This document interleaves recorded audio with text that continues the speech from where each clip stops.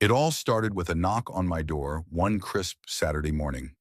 I was halfway through my second cup of coffee, still in my pajama pants, when I opened the door to find Linda, the president of our neighborhood's homeowners association, HOA, standing there with her clipboard and a smile that didn't quite reach her eyes.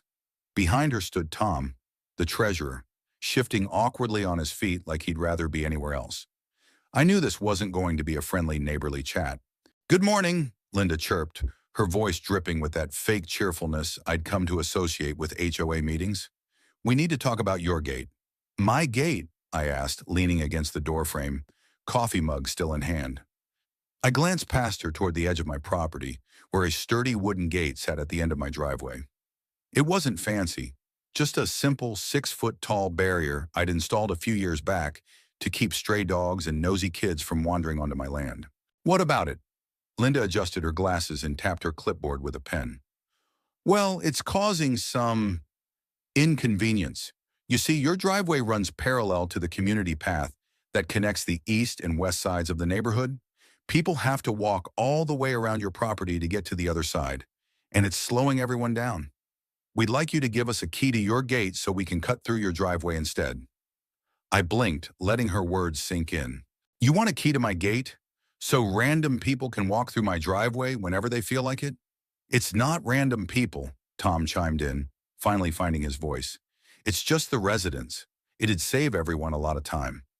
I took a slow sip of my coffee, mostly to buy myself a moment to process the absurdity of what they were asking. My driveway wasn't some public thoroughfare. It was my property, paid for with my money, maintained with my sweat. I'd spent years fixing it up, laying down gravel, planting shrubs along the edges, even adding a little bench near the gate where I like to sit and read on quiet evenings. The idea of strangers traipsing through it like it was a shortcut to the grocery store made my blood simmer. "No," I said finally, setting my mug down on the entryway table. "That's not happening." Linda's smile faltered, but she recovered quickly. "Now let's not be hasty. This is for the good of the community. We're all in this together, right? The HOA bylaws encourage cooperation."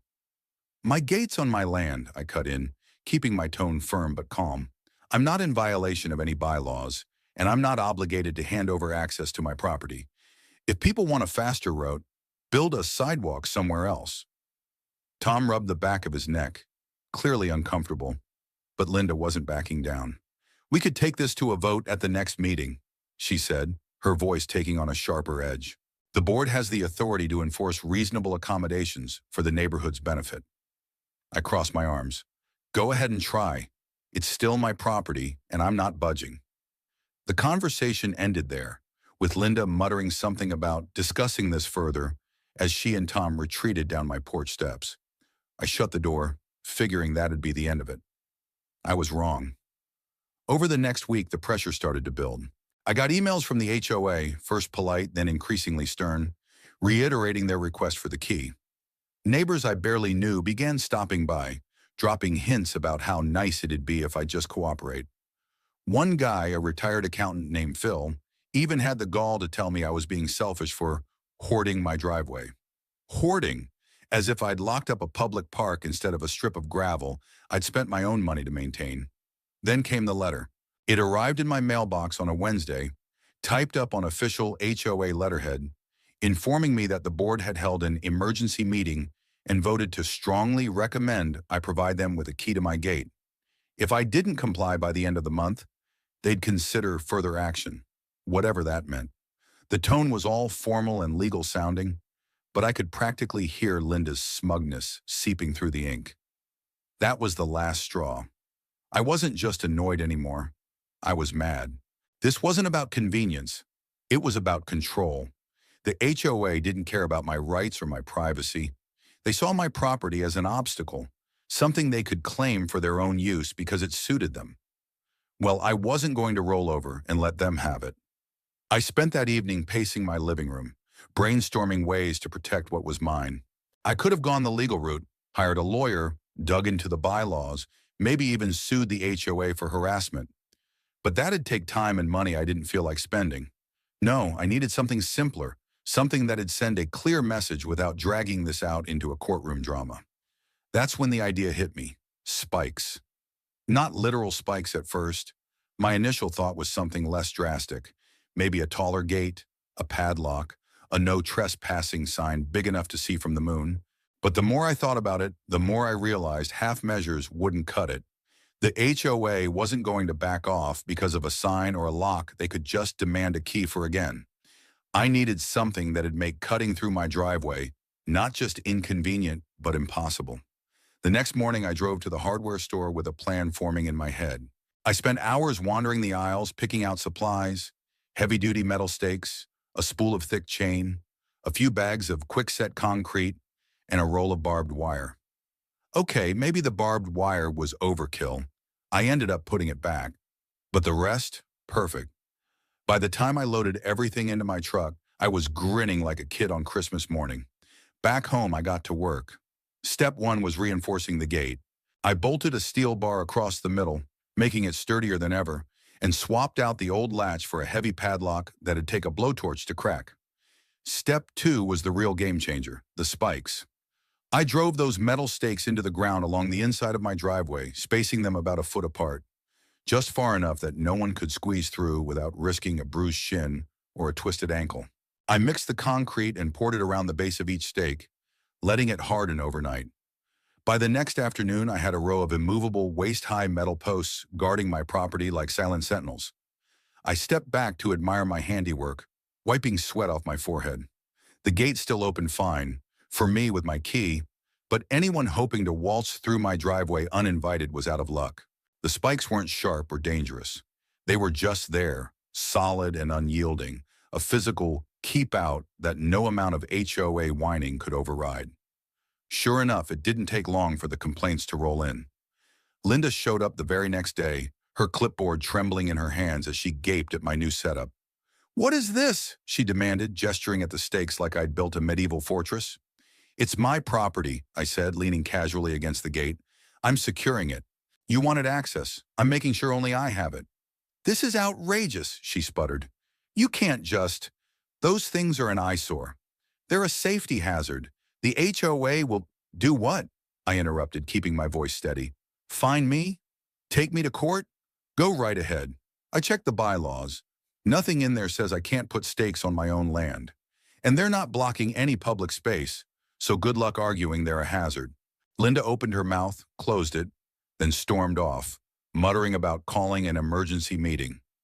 Tom, who'd been trailing behind her again, just gave me a sheepish shrug before following her back to the street. The fallout was immediate. Word spread fast, and soon I had a mix of reactions from the neighborhood. Some folks thought it was hilarious. My buddy Mike from down the road stopped by with a six-pack and toasted me for sticking it to the man. Others were less amused. Phil, the accountant, left a passive-aggressive note in my mailbox about how my stunt was lowering property values.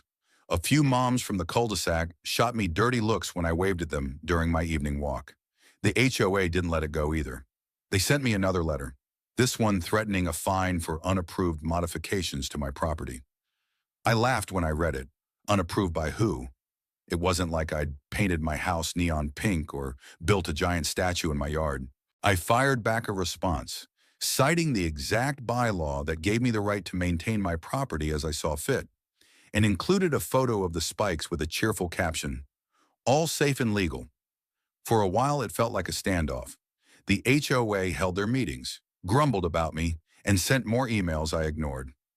Meanwhile, I went about my life, mowing my lawn, reading on my bench, enjoying the peace of knowing no one could barge through my driveway anymore. The spikes did their job. People stopped trying to cut through, and the community path stayed the long, winding route it had always been. Then about a month later, something unexpected happened. I was out front watering my shrubs when Linda pulled up in her SUV. I braced myself for another lecture, but she didn't get out swinging her clipboard this time. Instead, she rolled down her window and sighed. "Look," she said, sounding tired, "we're dropping it. The board's decided it's not worth the hassle. People are walking around your place just fine, and frankly, we've got bigger fish to fry, like that guy on Elm Street who keeps parking his RV on the lawn."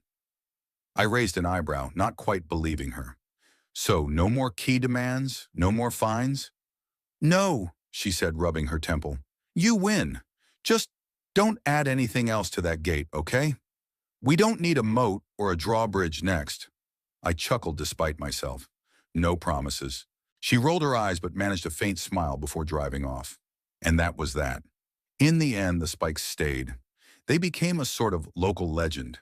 Neighbors joked about Fortress Dave, that's me, and kids dared each other to touch the stakes on their way home from school. I didn't mind. The HOA backed off, my driveway stayed mine, and I got to keep my quiet little corner of the world just the way I liked it.